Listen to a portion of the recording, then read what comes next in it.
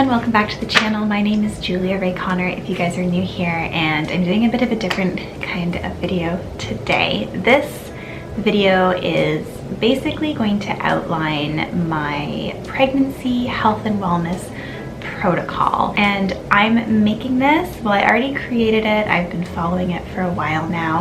I have a blog post all typed up that it goes into much greater detail, but I wanted to make a corresponding video as well.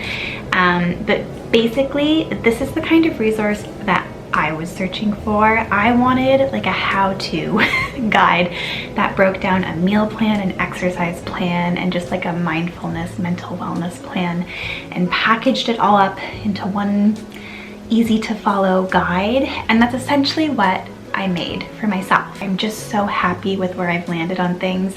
I'm feeling really good. Physically, mentally, I'm really confident that I'm giving myself and baby everything that we both need to thrive.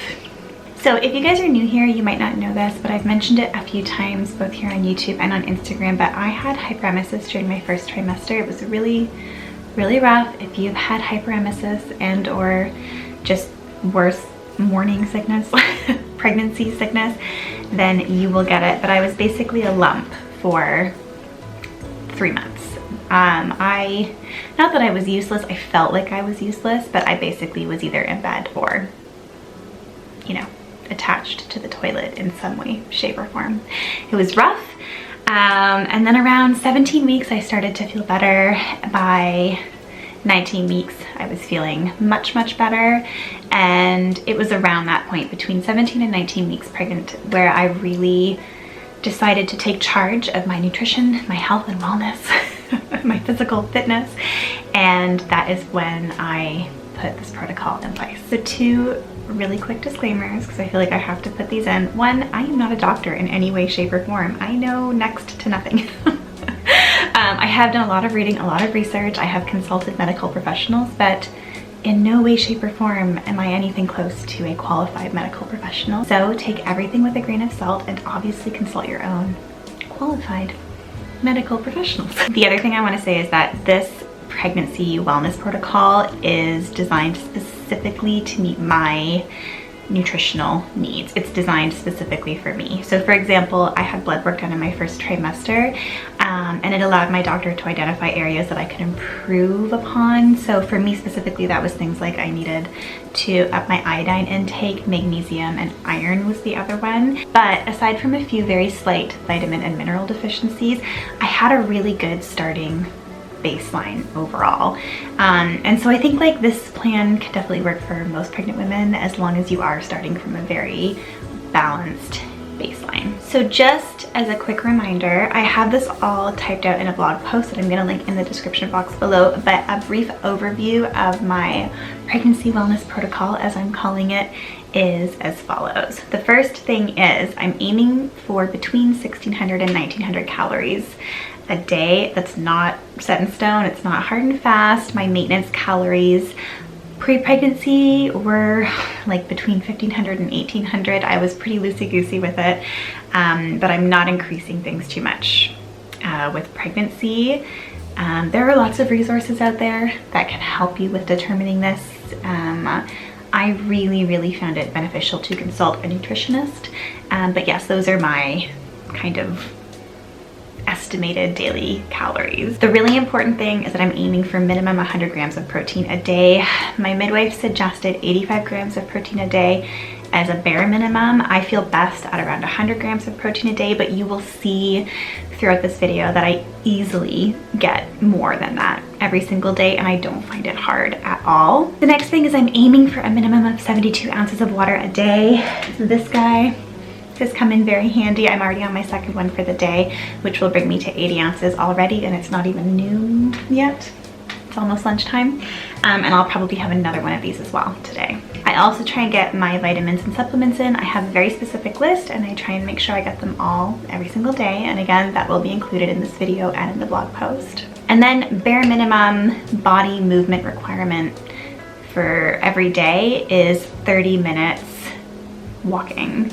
So 30 minutes of light cardio that I can speak through is the goal. For me, currently, that looks like 30 minutes at an incline of 10 and a speed of 2-ish, 1.5 to 2, depending on how I'm feeling on the treadmill. Sometimes I'll do it outside. It is getting really chilly, and I find that just going straight down to the treadmill in the morning is what works for me. It's just the easiest way for me to get it done. So that is what I do. And then every single day I am prioritizing an evening wind down, like mindfulness routine, which I will go over as well, but that's been a really, really important component for me specifically. So as long as I hit those 6 things every day, I'm feeling generally really, really good. And then 4 times a week, I will add in a 30-minute strength training dumbbell workout as well. But yes, I have those 6 daily things that I have to hit every day, and it's made all the difference. And I know that I'm meeting my needs and baby's needs. Basically, I had 3 main resources when I was creating this pregnancy wellness protocol. 1 was my nutritionist, 2, my family doctor, and 3 was the book, Real Food for Pregnancy, Lily Nichols. I have it somewhere down here, but I will pop up a picture of it here. Some things in that book, take with a grain of salt. The nutrition stuff is on point though. As someone who has spent many years deep diving into proper nutrition, this book is just such a resource. Even if you're not pregnant or expecting to be pregnant ever, this book, oh my God, it will teach you so much valuable information. So when I was creating this wellness protocol, I basically broke it down into 3 main parts. The first part being a meal plan. The goal with the meal plan is super simple. I need it to fulfill all of my daily needs, and I need it to help fulfill all of the baby's daily needs. So without further ado, let's jump into the meal plan. I'm just gonna walk you through my day and show you my typical daily food intake. Again, it changes a little bit day to day, depending on if I'm craving something, if I'm feeling a little sick that day and eat less. Some days I eat a lot less, some days I eat a lot more. I find that at the end of the week, it does generally balance out. So I'm starting off the day with 40 ounces of filtered water. Some days I add liquid IV, some days I add these trace minerals. Today I'm doing trace minerals and some lemon juice along with some ice. It's just what I prefer. Blood volume increases so much during pregnancy, so I'm trying to accommodate for that and drink more water. My goal is 120 ounces or more a day, but bare minimum 72 ounces a day. And taking in more water also helps a lot with headaches, constipation, muscle aches, muscle spasms, all that good stuff. And the next step is breakfast, or my first big meal of the day. I aim to get 3 eggs in every day in some way, shape, or form. Most days it's this little scramble that I make with just some bell pepper, those 3 eggs, and some goat's cheese and some hot sauce. So I prioritize 3 eggs a day, mostly for the choline, and I mean, like, eggs are basically multivitamins on their own, but the choline, it is so essential for brain development in the fetus, and it's actually kind of tricky to find as much as you need in other foods. So just in about a tablespoon of butter, I will soften up that bell pepper, and then once it's soft, I add in the eggs, mix it all together. And I mean, this is pretty straightforward. Very, very easy to do. A little bit of pepper in there as well, a little bit of sea salt. And then I just pop it onto a plate, and I always add maybe 1 to 2 ounces of goat cheese on top of this. It's just so good. It's so, so good. And then goat cheese has benefits as well and adds a little bit of extra protein. And then obviously adding in my favorite hot sauce and a little bit more pepper, and we are good to go. And next up, we're moving on to a coffee a little while later. I'm just putting the brewed coffee into my coffee mug and then transferring it into a blender. Making this in the blender just makes it beautifully frothy. It's the best way I've found to do it. And then I'm adding in a teaspoon of coconut oil. This solved constipation for me. Honestly, and it lends a really nice flavor to this little latte as well. And then I add in a full scoop of my Organica Enhanced Collagen Protein. along with 1 teaspoon of maple syrup and just like a splash of 10% cream, probably honestly about 1 to 2 tablespoons of 10% cream. I have this every day for the collagen. I mean, it's delicious and that's a main motivator as well, but the collagen is rich in the amino acid glycine, which is so crucial for helping with the stretching in my ligaments as well as for creating collagen within baby's body. So it's closer to lunchtime now and I'm starving. So I'm starting off by having a few pumpkin seeds, walnuts, and a Brazil nut. The pumpkin seeds are packed with iron and magnesium, and they're a really good source of protein and omega-3 fatty acids as well. Walnuts, again, a great source of omega-3 and omega-6 fatty acids, which can really help to improve neural growth in baby. And the Brazil nut mostly is for the selenium, but I only have one a day because you can have too much. And then those kind of tide me over while I whip up this smoothie. My smoothie is just 1 banana, a cup of frozen berries, about a quarter of a cup of chopped frozen spinach, 1 tablespoon of chia seeds, which we buy whole from Costco, and I grind them myself in our coffee grinder, and I store them in the fridge in this jar. I add in unsweetened coconut water for the electrolytes and extra hydration, and then 1 scoop of my vanilla protein powder, which is a grass-fed whey protein powder. And then I just blend that all up, and it is so satisfying and delicious. I look forward to this smoothie all stinking day.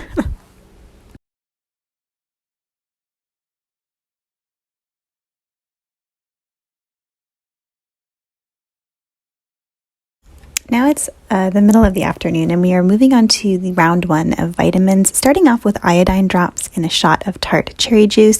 Iodine is really important for making thyroid hormones in both me and baby, and it's really important for baby's brain development. The tart cherry juice has vitamin C, which is known for its immune boosting properties and its role in collagen production, which is, essential for baby's bones, cartilage, and connective tissues development. And then I also take B12, D3, and a fish oil. I don't eat a ton of fish, so I make sure to take the fish oil for the DHA, which can help, again, support baby's brain development. And now I'm heading into a little bit of an afternoon snack. This is just a small snack, but it surprisingly provides a lot of protein. So sometimes I do Parmesan, sometimes I do this grana padano, I think it's called. And you get like 10 grams of protein for like a 3-centimeter cube. Obviously, there's a fair amount of sodium in there as well, but this is a very, very satisfying protein snack with some really good satisfying fats from the olives as well. The next step, I'm prepping a marinade for dinner. I'm doing some beef for dinner, and the marinade is just some tamari, or you could use soy sauce, some sesame oil, some maple syrup, and some ginger. Fresh ginger would have been better, but I only had powdered, so that is fine. And then just slicing up the beef and letting it marinate in there while I go to pick up my son from school, and then I'll hop back into making dinner. But I've been prioritizing beef, ground beef, any kind of beef cut with the bone in, specifically because I was told I needed to increase my iron, and this is a very delicious and easy way to do that.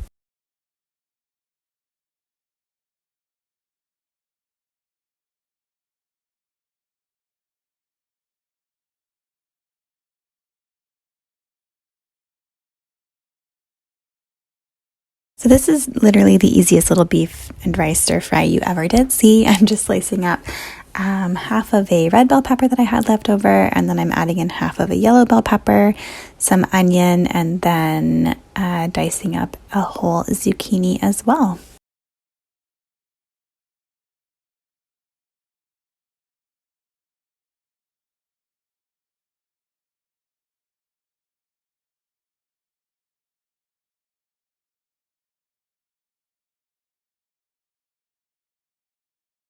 This is as simple as softening the veggies to your liking, transferring them out of the pan, popping the beef in. Once the beef is cooked to your liking, popping the veggies back in and coating everything in the marinade. And it's just so easy, but it's so delicious. We've been doing this about once a week, and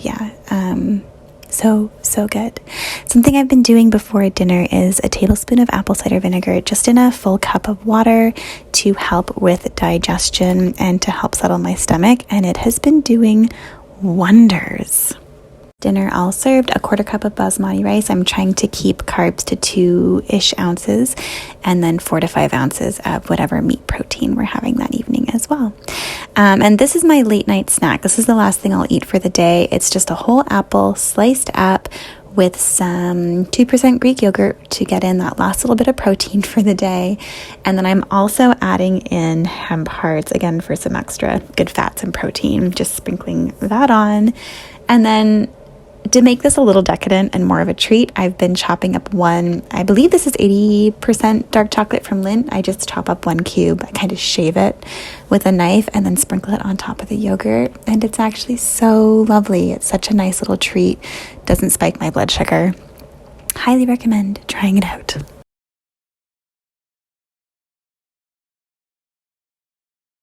Okay, so editing Julia coming at you, and I wanted to show you. I have been using this app called Lose It. This is what it looks like. I've used a few different food and macro tracking apps, and this is by far the best one, the most straightforward to use, but I wanted to show you an overview. So today is Tuesday, October 29th. Don't pay attention to the calories. I have never changed it, so it's telling me I'm over, but we pay no mind to that the number there is what's important. So we're currently at 1872. So I wanted to quickly show you. So like the dashboard gives you a really quick overview. It shows you how many grams of fat, how many grams of carbs, how many grams of protein. So this is for today. And then if you go into the log, it shows you more specifically, so your percentage, like your macro breakdown. So I have 41% fat today, 31% carbs, and 28% protein.